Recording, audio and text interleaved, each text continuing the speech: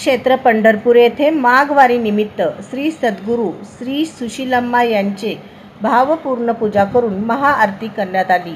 विष्णू कारंपुरी महाराजांच्या मार्गदर्शनाखाली झालेल्या महाआरती कार्यक्रमात श्रीनिवास चिलवेरी, लक्ष्मीनारायण देवीदास, यशवंत जाना व भाविक भक्त माता भगिनी मोठ्या संख्येने उपस्थित होते।